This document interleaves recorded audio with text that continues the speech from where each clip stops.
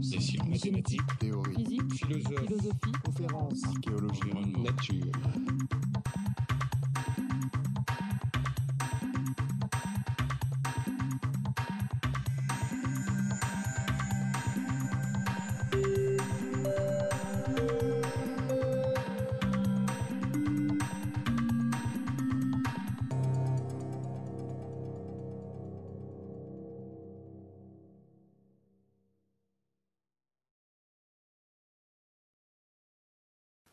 Bonjour, nous sommes à l'extrême gauche, si j'ose dire, non par conviction politique, mais pour des questions de luminosité. Donc l'angle d'attaque aujourd'hui, ce sont les virtuosités, non pas les étalages superficiels de moyens musculaires, mais les virtuosités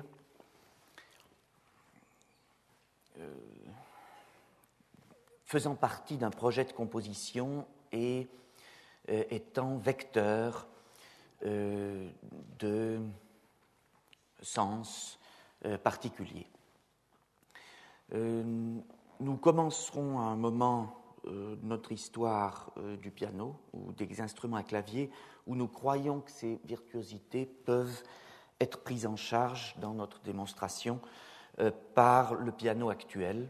Nous mettons donc de côté certainement le moment où celles-ci sont spécifiquement pour un autre type d'instrument. Nous commençons par notre triumvirat de la Vienne classique pour voir comment Haydn, Mozart et Beethoven inscrivent des virtuosités au sein de leurs œuvres. Et nous commençons avec une sonate de Haydn, qui est la sonate Hoboken 16-28, qui, dans son commencement, ne laisse pas présager de démonstrations virtuoses particulières.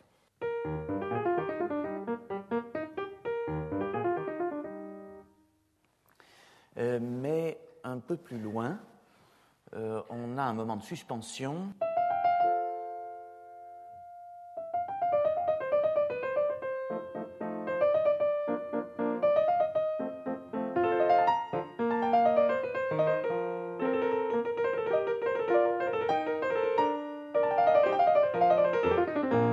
Et soudain, cette sorte de trait très rapide pour effectuer la cadence. Il est à prendre tel quel, mais bien sûr, il crée un effet de surprise au milieu du reste relativement commode. Et ce moment de digitalité revient au centre de la pièce, au moment où la tonalité générale devient plus dramatique.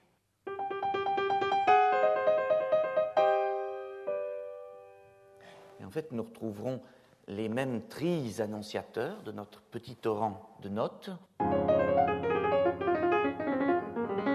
Et maintenant,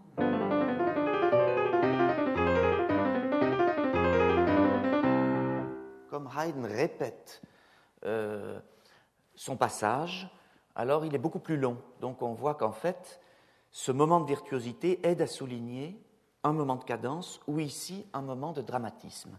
Et il intervient comme une surprise totale, celle dont Haydn a si bien le secret.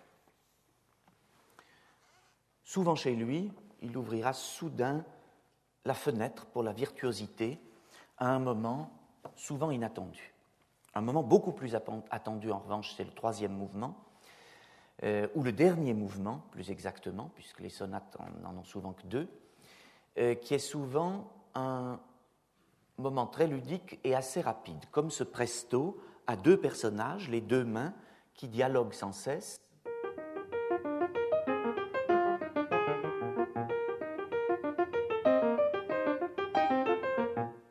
Et ce qui, en transformant ce qui pourrait être simplement un jeu de doigts dans une sorte de jeu de ping-pong très vivant et très amusant.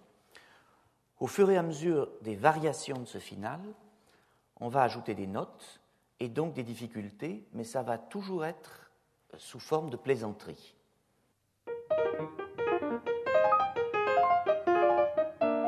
et puis, et ensuite,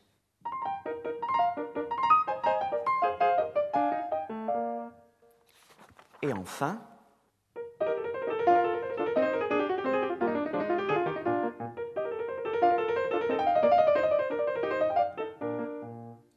mais toujours la bonne humeur, et plus exactement l'humeur, permet à cette virtuosité d'être une sorte d'explosion de vivacité plus que de démonstration de capacité. Qu'en est-il chez Mozart? Eh bien, Mozart est le grand maître du concerto pour piano, qui est une pièce avec soliste et donc particulièrement vouée à la virtuosité. Il y a deux grands moments dans un concerto. Il y a le moment du trait, c'est-à-dire le moment où on inocule quelques doubles croches, en quelque sorte, et il y a le final. Et nous prendrons quelques extraits du final de son concerto en sol majeur, qui est un final d'opéra, et où chaque court épisode, la plupart du temps un jeu entre le piano et les vents, est sujet à faire une démonstration de caractères différents à travers des jeux de virtuosité. Un premier tout d'abord qui donne au final une pulsation d'enfer, l'autre main s'occupant d'imiter les corps. Un peu plus loin, le jeu est avec hautbois, flûtes et bassons, et ici on s'amuse à faire une sorte de sonnerie de téléphone, ce qui n'était sans doute pas imitatif chez Mozart.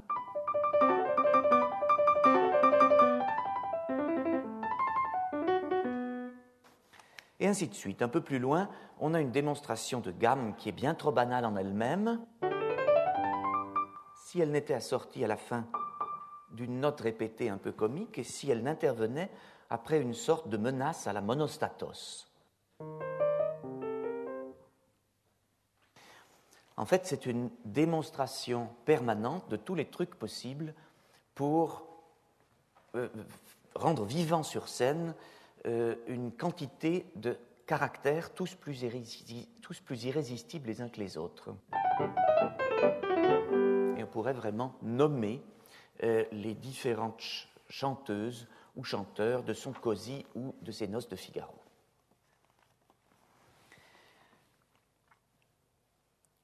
Lorsque Beethoven, jeune, s'empare de ces modèles, il va tout d'abord les respecter, mais en y mettant sa griffe, ou tout au moins ses coups de poing. Ainsi, dans son deuxième concerto, le premier qu'il compose, il y a bien un certain nombre de conventions du genre, jusqu'au fameux moment du trait, c'est le moment des doubles croches, qui semble commencer comme il convient de le faire.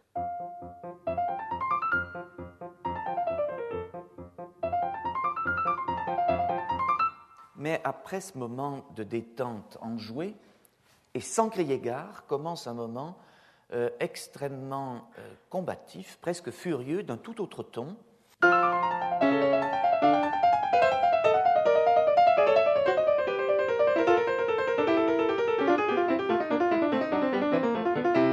Et on voit bien que là, il y a une toute autre nature de virtuose, compositeur qui est en lice, et que Beethoven entend bien signifier qu'il va inscrire des gestes dans sa composition qui vont parfois être très combatifs, voire dérangeants. De manière amusante, à la même place dans l'architecture, dans son premier concerto, qui est composé en deuxième, là encore, il fera une belle démonstration de technique, presque trop. Et en fait, je crois qu'on est bien inspiré de considérer la dose d'humour, je ne suis pas le seul du reste, qu'il y a dans cette démonstration de gammes en do majeur ou en sol majeur. Il y a vraiment là un compositeur qui s'adonne à tous les poncifs du genre, mais avec le sourire en coin.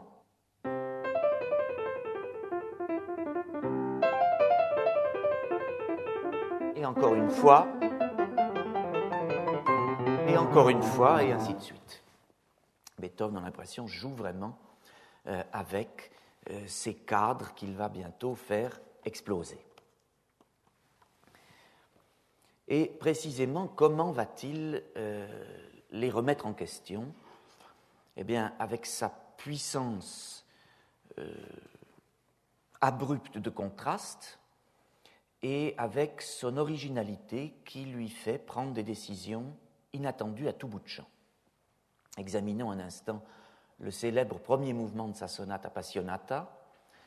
Nous nous rappelons qu'au début, nous avons un thème dans l'ombre qui laisse seulement pressentir de ce qui va bientôt suivre.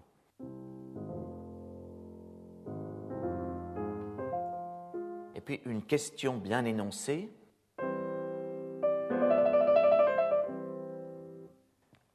Et bientôt, le questionnement va prendre les formes d'un rythme. Il va mourir et laisser la place à une réponse absolument foudroyante. C'est vraiment un trait périlleux, gauche même, comme souvent ceux de Beethoven, qui étaient gauche à beaucoup de points de vue, dangereux, et nous sommes nombreux à le rater occasionnellement, ou plus qu'occasionnellement, mais qui justement, aussi à cause de sa dangerosité, ajoute encore à l'aspect abrupt et dérangeant de cette sorte d'éclair subit.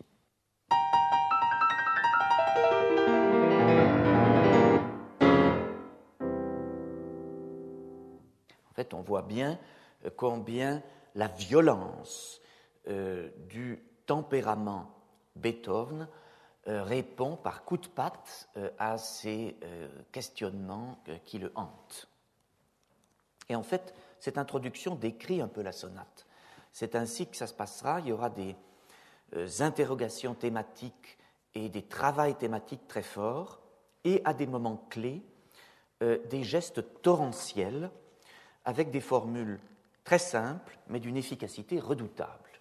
Ainsi, à la fin de la sonate, peu avant la coda, vous vous rappelez sûrement de cette accumulation d'arpèges qui vient non pas nous libérer des contraintes antérieures, mais les porter peut-être, emporter l'expression à son apogée.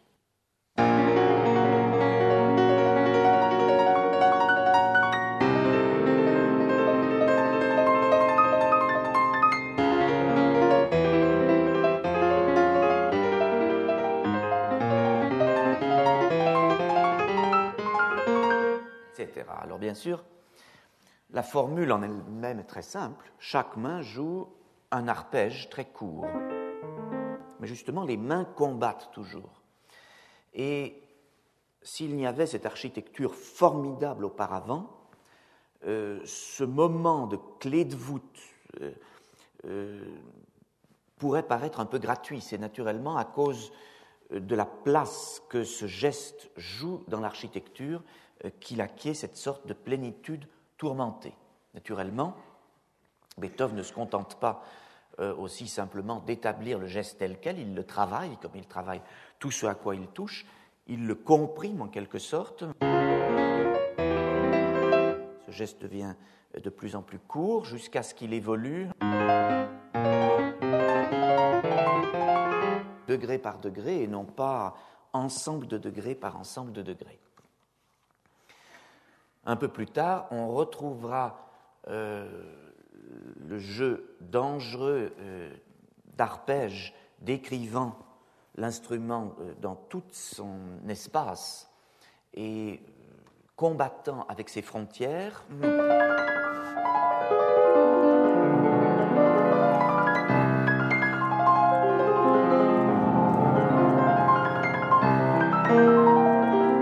Bien sûr, si au début de la pièce on n'avait pas eu ce geste frappant qui a anticipé ce geste final, le geste final aurait beaucoup moins de force, il viendrait comme un cheveu sur la soupe s'il n'était pas partie constituante et intégrée d'une architecture très puissante.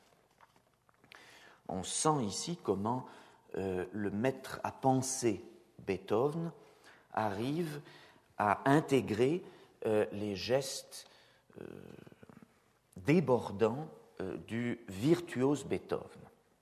On s'en aperçoit si on fait l'éternel jeu, c'est un grand classique pour essayer de définir le style de Beethoven, le jeu de comparaison entre les mouvements de ses concertos et les cadences de ses concertos qui ont des styles très différents. Dans les mouvements normaux des concertos, les gestes sont là, comme ceux que j'ai joués tout à l'heure, mais bien profilés, bien proportionnés, tandis que dans les cadences écrites par ses soins et qui reflètent son style d'improvisation, les mêmes gestes semblent submerger la scène et mettre en danger les proportions de l'œuvre elle-même.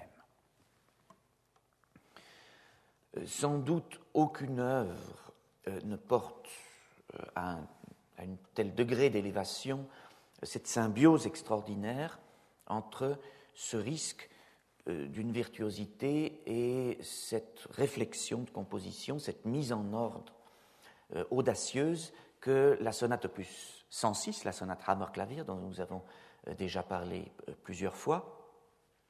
Et j'aimerais évoquer encore une fois son finale, qui est une fugue. Vous savez, c'est la fugue qui rebâtit un monde après les grandes questions métaphysiques 3 fois énoncées. Voici le thème de la fugue, je vous le rappelle.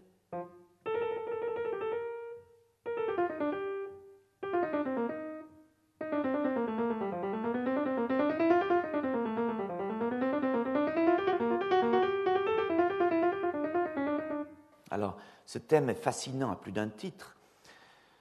Tout d'abord, il débute par une seule note qui propulse un tri à grande distance. Il commence par un saut énorme, l'intervalle de dixième, donc une sorte vraiment d'audace du geste qui suit une audace de l'esprit qui est considérable. Et puis, dans une mesure à 3 temps, on a un gros appui sur le second temps, ni sur le premier, ni sur le troisième,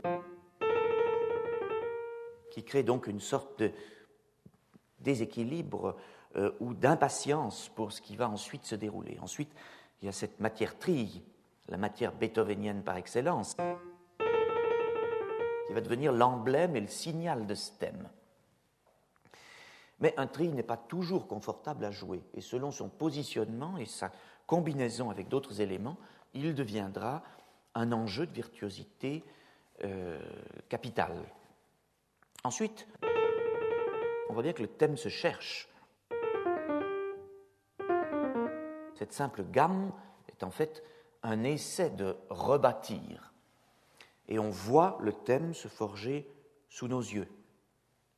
Et quand l'élan est donné, et que donc on a cette sorte de torrent de lave qui commence à se déverser,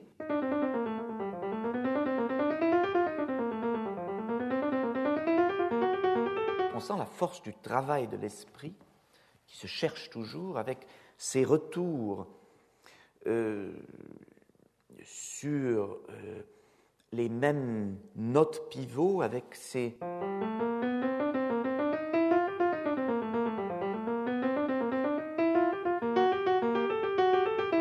appuis contournés. Bref, ce n'est pas un thème simplement profilé avec une direction claire, une sorte de vecteur à la Beethoven, j'allais dire. C'est vraiment un thème en travail constant et en travail digital constant.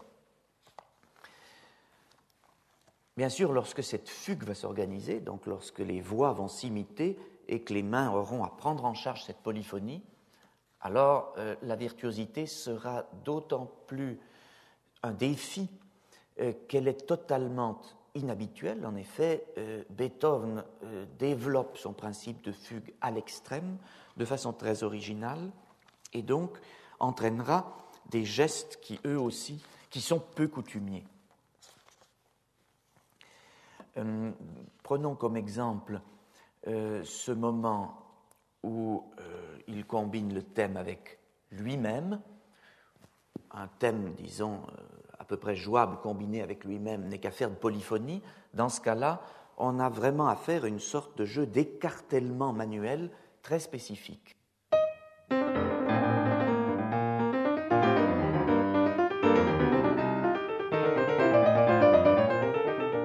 Et chaque main, en fait, énonce, plus exactement, chaque partie extrême, la plus haute et la plus basse, énonce le thème dans une direction différente. Le thème est en miroir. L'une monte quand l'autre descend, et elle s'imite à une courte distance. Donc c'est comme si elle se marche presque toujours sur les pieds.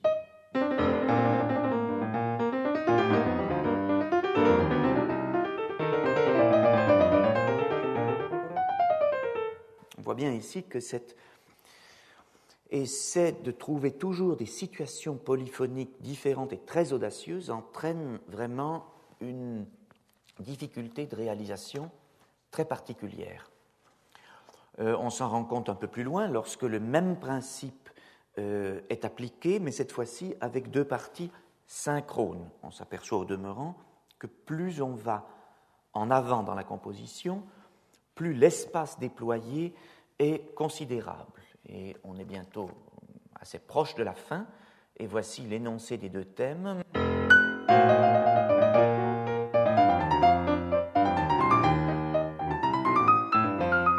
On voit vraiment l'écartement considérable qu'il y a entre ces deux parties. Polyphonie, point contre point. En principe, on suit un contrepoint quand les voix sont proches. Là, au contraire, il y a un jeu de déchirement du tissu qui est en correspondance avec la façon dont l'interprète sera amené à jouer. Et lorsque Beethoven sectionne son thème et n'en fait entendre que la tête, par exemple, mais toujours superposée à elle-même ou à elle-même renversée de bas en haut ou de haut en bas,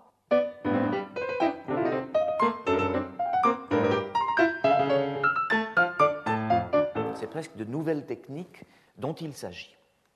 On voit donc vraiment que dans cette œuvre, ce mont Everest de notre littérature, le défi de la virtuosité est créé par un défi de la pensée, ce qui fait dire à beaucoup de mes collègues, et je suis bien de leur avis, que c'est l'une des œuvres, si ce n'est l'œuvre la plus difficile à exécuter du répertoire.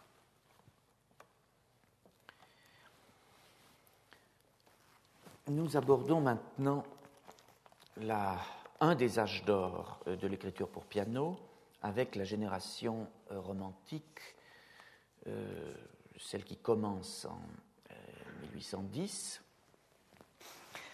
Là encore, je m'attarderai surtout sur les cas de figure où la virtuosité éclaire une démarche très particulière. Naturellement, il est impossible de ne pas parler de Chopin et de la façon dont ce poète a transformé notre instrument en un ensemble de palettes extraordinaires. Si, puisque nous parlons de virtuosité, on considère ses études, la simple façon de décrire un arpège d'une façon plus altière et héroïque pourra ainsi donner naissance à la première étude. Si au contraire il s'agit d'une façon beaucoup plus en filigrane, presque spectrale, dans le sens de musique du timbre, alors on pense à l'étude opus 25 numéro 1.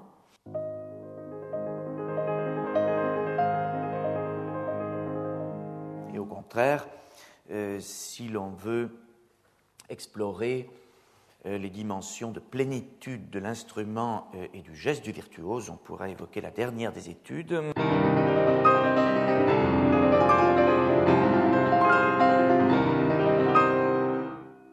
Bien sûr, il ne faudrait en aucun cas oublier tant de préludes dans lesquels la virtuosité subite permet à une scène ou à une évocation d'avoir une merveilleuse puissance d'évocation, justement, ou le final extraordinaire de sa deuxième sonate, où il semble que Chopin crée un nouveau type de texture musicale comme tant d'autres.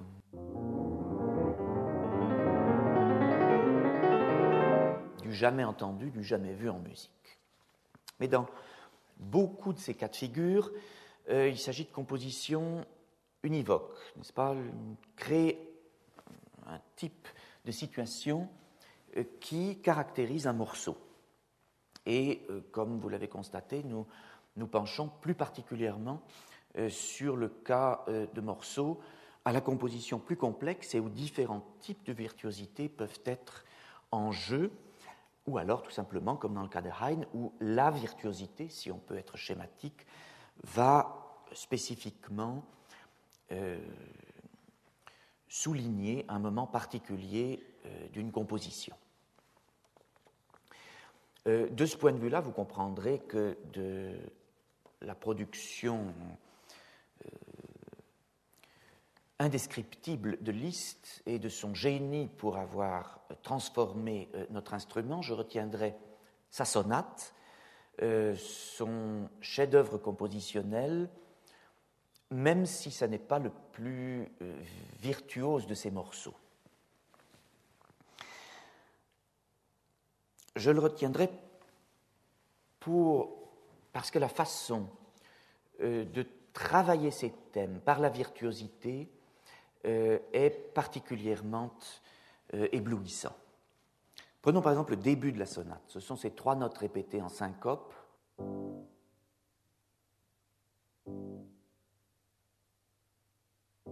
Ce germe des différents thèmes est en notes répétées et de la plupart des idées à venir.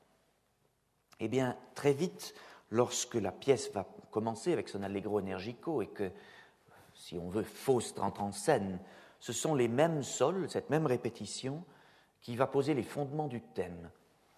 Mais Liszt les a sortis d'un saut, d'abord d'un jeu d'octaves et d'un saut d'octaves assez périlleux, qui est une sorte de prise de risque au moment de l'entrée de ce personnage à risque, s'il en est, qui est absolument frappante.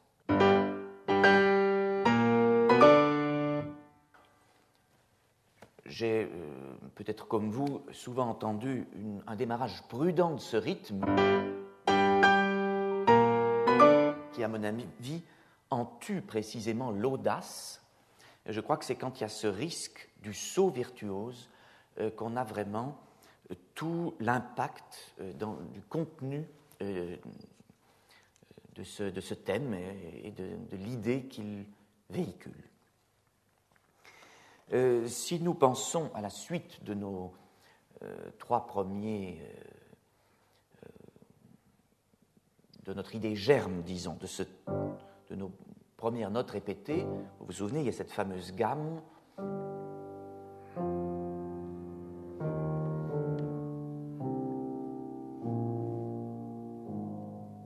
Ou là encore, simplement d'idées sonores.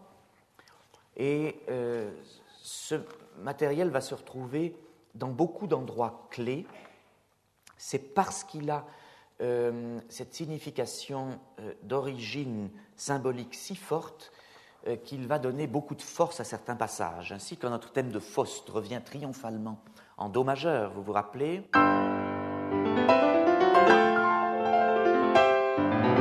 Eh bien, la main gauche joue une montée d'octave qui pourrait être un effet de clinquant de Liszt. On en connaît beaucoup, ils sont très efficaces, mais parfois superficiels. Ici, au contraire, c'est une combinaison thématique entre le thème apparemment gagnant et en fait la réflexion fondamentale qui est toujours ici sous-jacente pour apporter une double signification à ce passage comme à tant d'autres. De même, au moment de l'apothéose virtuose finale, avant la page de coda menant vers l'accalmie, nous avons ce fameux passage en octave qui pourrait être qu'une simple démonstration, là encore, d'avant-bras, et qui est en fait basé sur notre thème d'origine, celui que je viens de jouer, et donc qui, quelque part, est une sorte d'audacieuse confrontation avec la version d'origine. À l'origine, nous avons entendu dans 2 modes la gamme lente,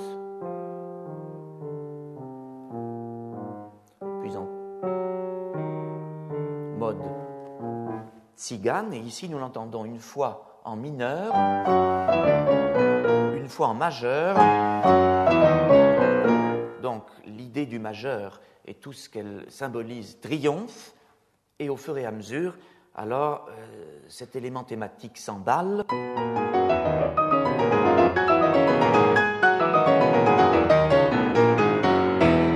Si bien sûr ce thème est porteur de son sens et de la transfiguration qu'il apporte dans la composition à ce moment-là, ce passage en octave n'a rien de cette sorte de déclenchement d'applaudissements qu'il pourrait avoir dans d'autres cas. Nous nous pencherons avec un peu plus d'attention sur différents aspects de la virtuosité chez Schumann, être complexe s'il en fut. Chez lui, on a l'impression que toutes les inventions géniales et très étranges qui changent les habitudes digitales viennent toujours d'un désir d'expression, de sentiment, bien sûr, d'état d'âme, de jeu de caractère, de jeu de citation. Bref, la forme finale n'est que la matérialisation de ce que nous devons aller chercher et exprimer. Ainsi, dans son carnaval et dans sa série de tableaux ou de portraits, l'une des scénettes est cette scène des papillons, référence à sa propre œuvre Papillon, mais c'est cette scène où un groupe de noceurs pénètre dans la salle de bal de son carnaval. Et nous entendons la musique suivante.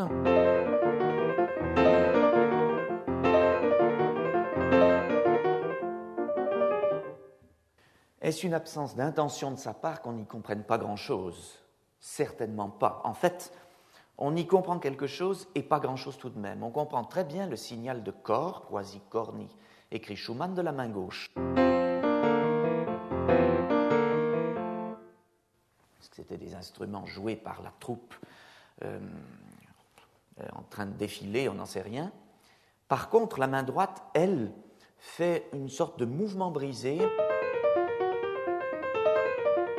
qui traduit surtout la sorte de pagaille engendrée par cette intrusion dans une salle de palais à la Jean-Paul. Très souvent, c'est le même cas de figure, c'est-à-dire Schumann arrive à trouver un dessin un peu fou qui accroche de façon extraordinaire et qui, par contre, passe souvent de façon très fugitive. Ainsi, les scènes de Pantalon et de Colombine, où les mouvements de chaque main, toujours opposés, traduisent bien la façon dont les deux personnages se crêpent le chignon.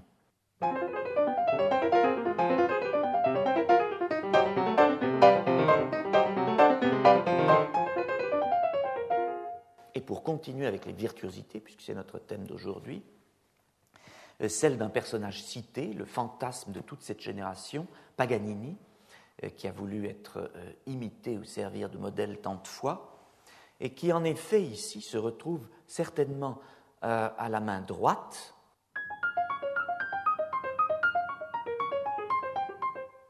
avec un mode de jeu très staccato, sans doute spiccato, et un registre très aigu, mais qui évoque celui d'un violon, tandis que la main gauche, elle, fonctionne de façon balourde et par syncope, comme si c'était pour se moquer de l'autre main. Tout est souvent ironie, et parfois ironie un peu noire chez Schumann.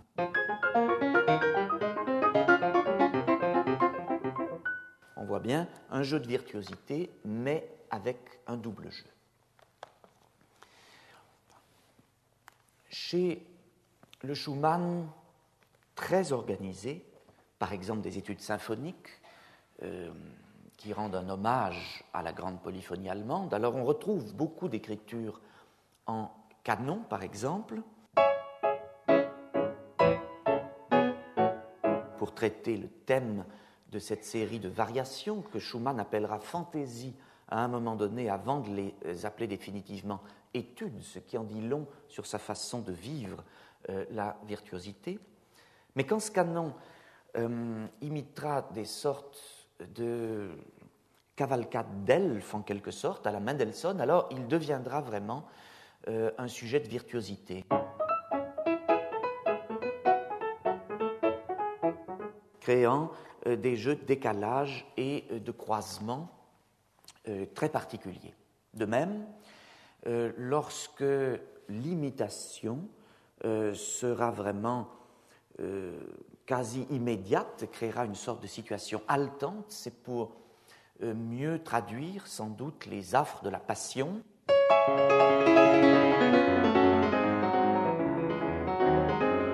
Imaginons la même pièce jouée de façon synchrone entre les deux mains et sans ce jeu de canon quasi immédiat. Elle en perdrait de sa difficulté, mais naturellement aussi tout son contenu. En fait, chez Schumann, ce qui est bien sûr très fascinant dans la virtuosité, c'est aussi cette attirance vers des extrêmes dangereux. Et on connaît bien l'indication de sa deuxième sonate, aussi vite que possible du début.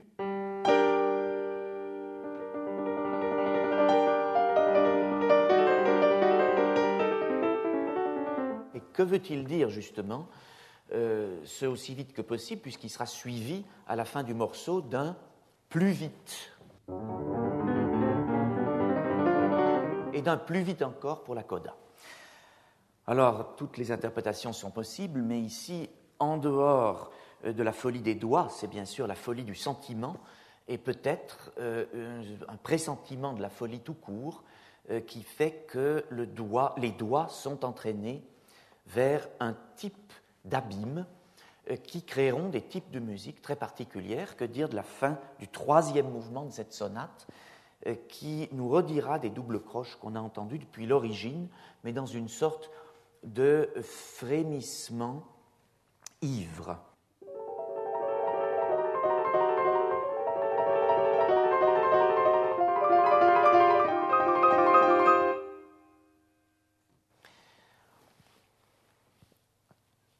Rien de tout cela chez Brahms. Au contraire, lorsqu'il s'occupe de virtuosité, et il le fait dans ses concertos, le deuxième en particulier, ou dans certaines de ses pièces, eh bien, il cadre la virtuosité. Elle est intégrée à une forme, à une mise en ordre qui est celle d'un grand architecte et d'un homme de connaissance qui sait allier sentiment romantique, jeu et culture du jeu romantique et dimension de l'ordre allemand héritée des périodes classiques ou anciennes. Ainsi, si nous prenons ces variations sur un thème de Paganini, toujours Paganini, eh bien, lui les appelle variations et non pas études sur un thème de Paganini, comme d'autres l'ont fait. La démarche est bien différente de celle de Liszt, par exemple. Mais chez lui, ce qui est intéressant, c'est de voir combien sont ouvragées toutes les dimensions compositionnelles, comme toujours, et combien la virtuosité déploie en quelque sorte ses richesses dans une dimension encore supérieure. Prenons par exemple l'une de ces variations et réduisons-la à sa plus simple expression.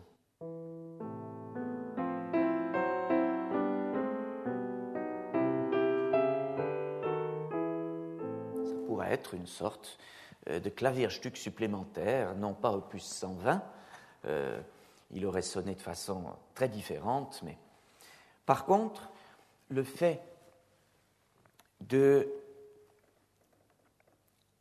qu'une main compte par deux, en quelque sorte, et l'autre par trois,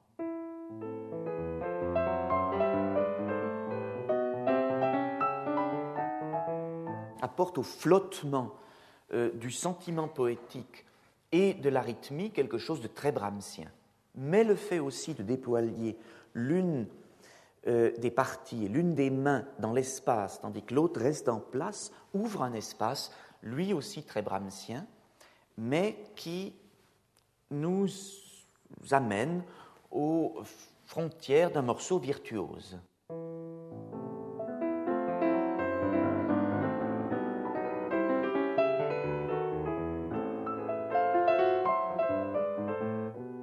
Par contre, virtuose, nous le sommes très nettement dans beaucoup de cas de figure et d'une virtuosité très particulière.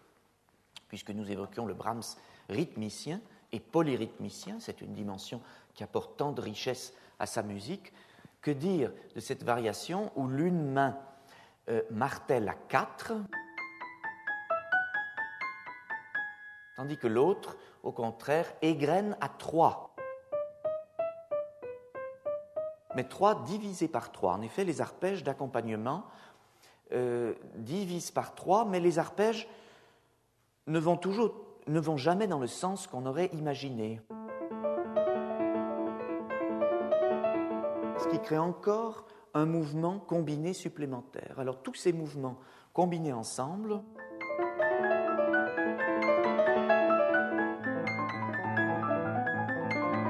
deviennent d'autant plus riches quand l'une des mains monnaie ses valeurs en 8.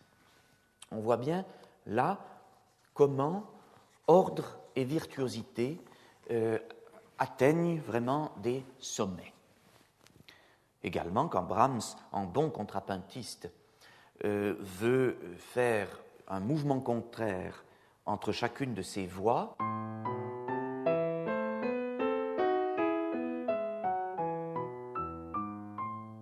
il s'amuse de le faire d'une façon très inattendue, à la méthode des crabes, disons,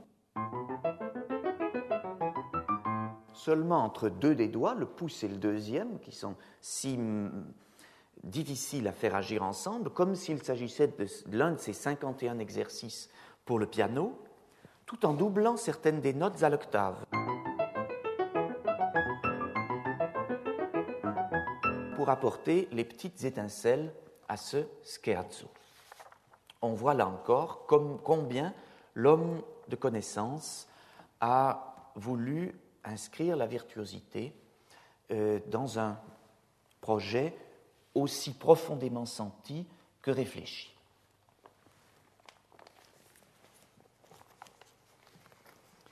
Nous faisons maintenant un saut dans un autre siècle et nous nous pencherons tout d'abord sur des virtuosités du début du XXe siècle. Tout d'abord, la virtuosité ébouriffante de Ravel, lorsqu'il met en musique un poème d'Aloysius Bertrand, Scarbo, et lorsqu'il tente un fantastique à la française. Ce morceau est une succession incessante des cas de figure les plus difficiles à réaliser, et pourtant on ne sort jamais de la sphère de la poésie fantastique. Déjà dès le début, quand une note répétée à toute allure n'est qu'en fait qu'un sujet d'effroi,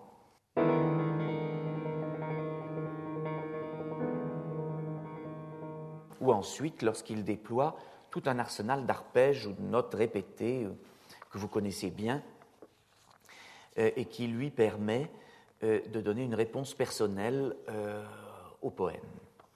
Mais un des passages très fascinants, c'est un des passages où nous voyons la transformation s'effectuer sous nos yeux et où le son répété que nous venons d'écouter va peu à peu devenir autre chose. C'est ce passage où le poème dit « Le croyais-je alors évanoui, le nain grandissait entre la lune et moi comme le clocher d'une cathédrale gothique, un grelot d'or en branle à son bonnet pointu. » En fait, au début, on a une situation quasiment inerte et la conscience que la pièce s'est arrêtée, et on voit en effet que peu à peu, alors que nous avions une situation indéfinie de forme et de couleur et même d'identité, les formes, les mouvements et le personnage vont peu à peu reprendre vie à une vitesse foudroyante. Et ce qui est captivant, c'est de voir quels moyens Ravel utilise pour cela. Il va utiliser en fait la transformation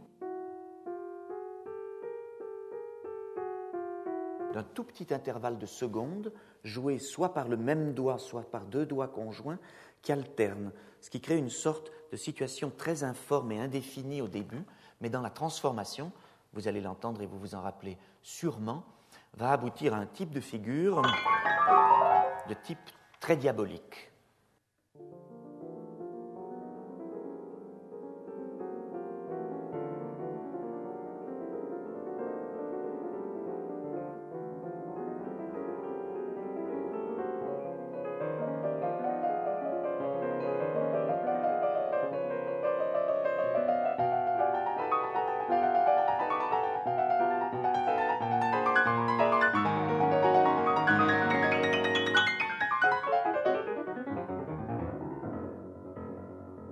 On a l'impression que Ravel a inventé un geste totalement nouveau et le transforme peu à peu pour nous montrer qu'il peut en faire finalement ce qu'il veut.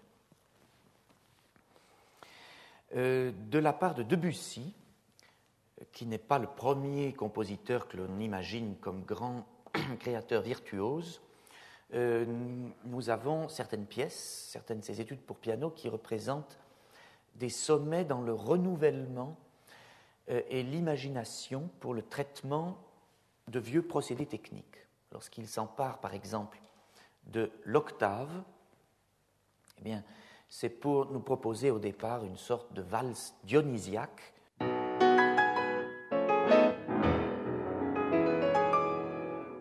qui va prendre des formes incroyablement variées. Voyons les oppositions, par exemple, entre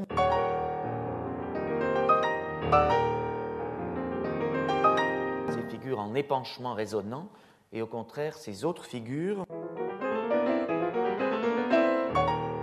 d'un tout autre type de matière et d'action. Au centre de cette pièce, une alternance entre octave dans une main, non octave dans une autre, permettra d'engendrer des situations radicalement différentes.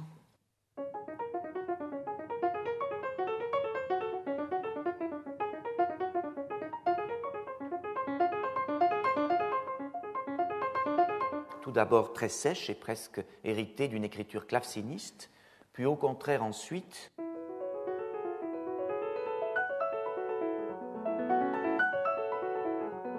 ayant des lumières et des agencements de couleurs quasi impressionnistes, alors qu'en fait, le type de jeu manuel est quasiment le même.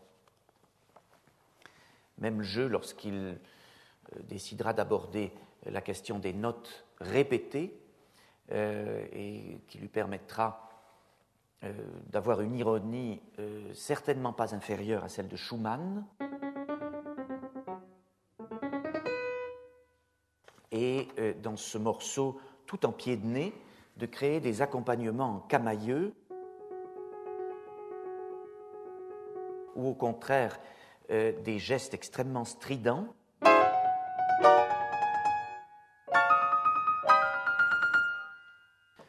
Et du début à la fin de l'étude, comme dans tant d'autres, c'est un voyage permanent entre des situations d'une imagination confondante, parfois extrêmement étranges,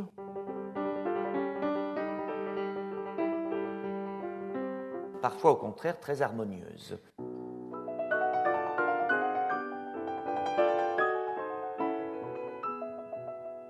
On voit bien ici donc que le principe technique n'est finalement qu'un prétexte pour libérer l'imaginaire et créer d'innombrables situations de nouveautés instrumentales. De ce point de vue-là, Bartók ne sera pas en reste et il nous fera des propositions liées à sa culture rythmique hongroise. On le voit à profusion, par exemple, dans ses deux premiers concertos, et je ne citerai qu'un court exemple de son second concerto ici.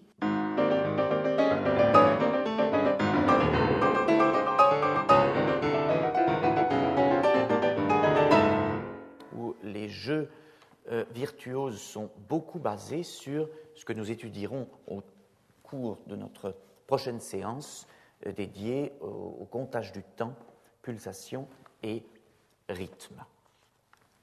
En fait, Bartók sera aussi champion, si j'ose dire, pour transformer l'héritage de Bach dans la façon de travailler des motifs.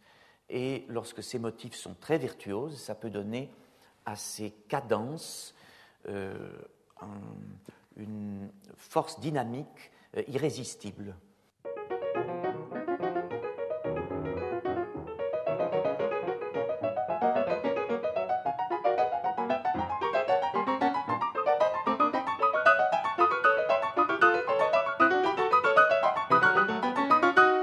Là encore, si l'on suit la construction bartókienne, tous les moments de sa musique ont une puissance intérieure tout à fait considérable. Mais ce qui est frappant aussi, c'est de voir comment il s'empare du plaisir de la virtuosité, par exemple dans le scherzo du deuxième mouvement de son deuxième concerto, pour faire une série de doubles croches qu'on pourrait croire, somme toute, comme du déjà entendu, mais pour nous présenter tour à tour un nombre de situations extraordinairement variées. Au début, lorsque les notes répétées nous font entrer dans un scherzo qui a une vitesse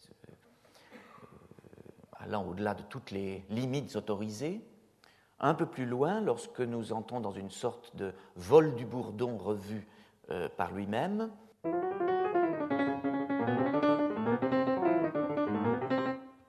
plus loin encore, lorsqu'il se fait le prophète des compositeurs à cluster,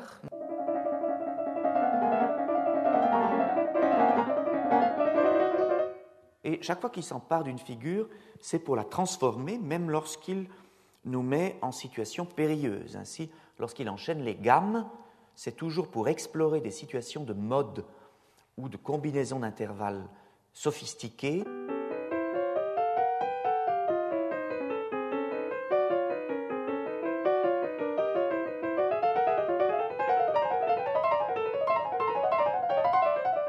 Naturellement, c'est moi qui ai fait l'accélérando, ça n'est pas de son ressort. Et il créera même des situations de jamais vues dans l'écriture pianistique, lorsqu'il écrit des quasi glissando entre les mains, mais très systématiques entre les touches noires et les touches blanches.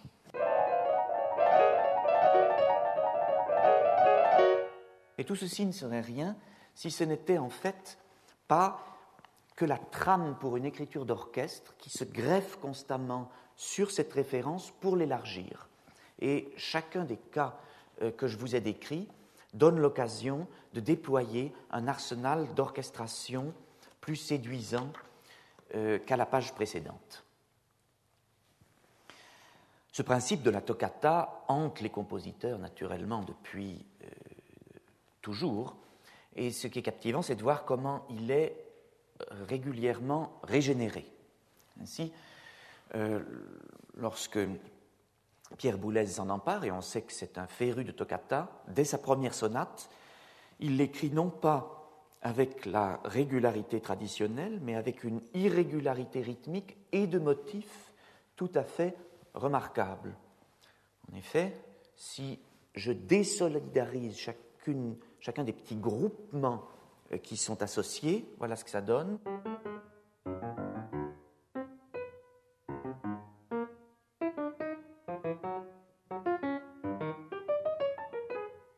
Et en fait, toutes ces petites cellules qu'on pourrait croire éparses sont magnétiquement agglomérées pour donner le résultat suivant.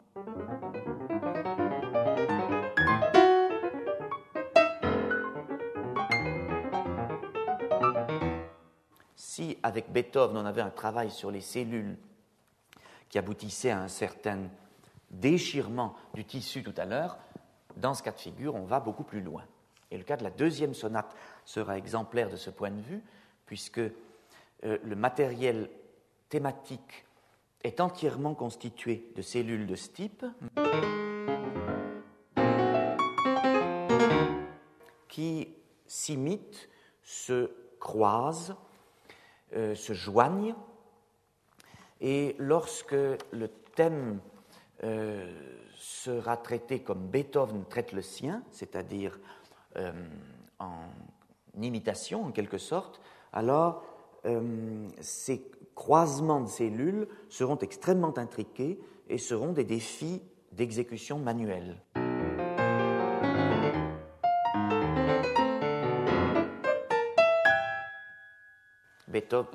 Boulez, c'est un lapsus qui venait à point nommé, utilisera du reste comme hommage à Beethoven la fameuse cellule de 2 sons, vous vous rappelez, celle qui était assortie d'un trille, ou le trille.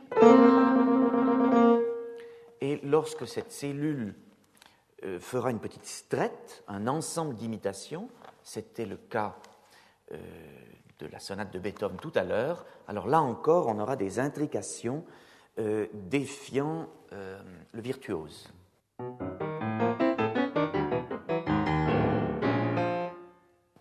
Cette pièce, du reste, est un autre exemple où la démarche de composition et l'audace du geste qui en découle sont particulièrement développées. Dans la troisième de ces sonates, là où au contraire on aura un matériel beaucoup plus concentré, c'est à une virtuosité de la pensée qu'il faut songer. Vous vous rappelez, c'est cette sonate qui pense au livre de Mallarmé et qui propose donc un parcours relativement libre à établir où l'interprète voyagera d'îlot à îlot en quelque sorte. Et là, quand il s'agit de changer vraiment d'un îlot à l'autre, avec les changements de caractère, de tempo et le choix à effectuer,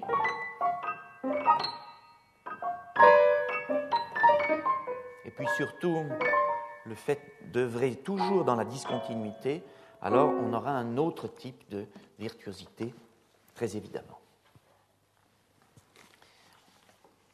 Ces gestes si particuliers, et ils seront à l'origine de l'œuvre incise, bien plus tardive, des années 90.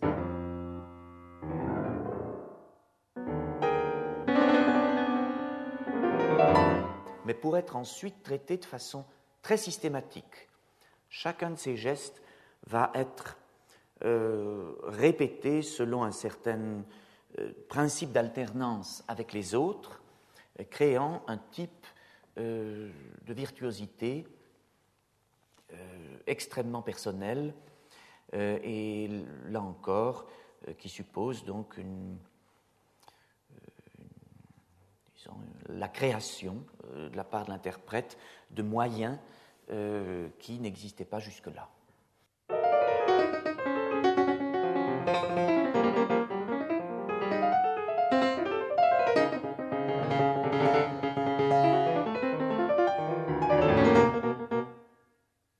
En fait, avec tous les différents types de virtuosité proposés aujourd'hui, c'est bien sûr le cas de figure, et quand un compositeur renoue avec une idée ancienne, si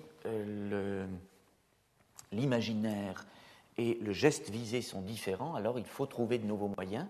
Si par exemple Ligeti s'amuse, si l'on peut dire, à écrire une pièce très agitée avec un canon à la Schumann, eh bien, ce ne sont pas avec les gestes dédiés à Schumann qu'il s'agira de les résoudre.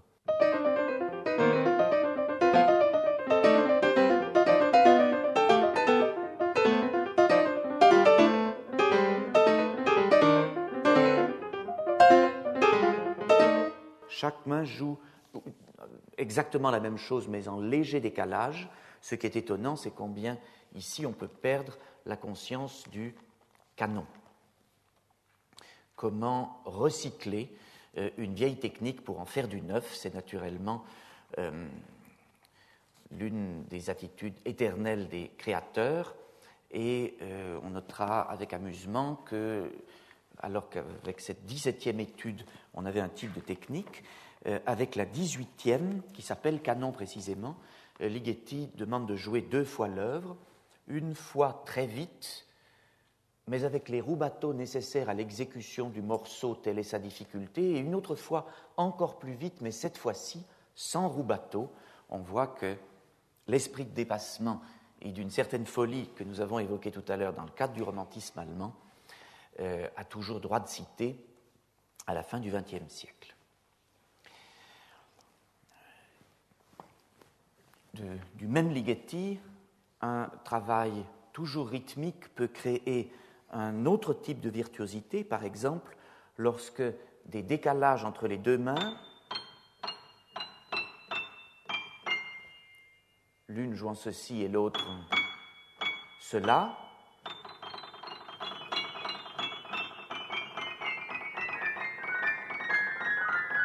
créent des effets de cascade qu'on n'aurait certainement pas imaginés en lisant la partition de prime abord.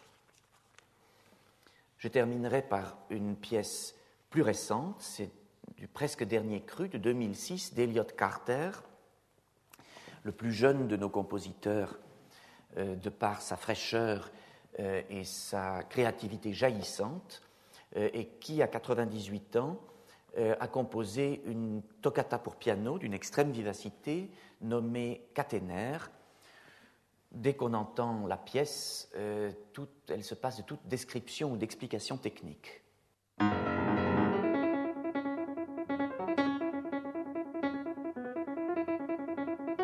Je parlais naturellement de l'application de l'idée donnée par son titre.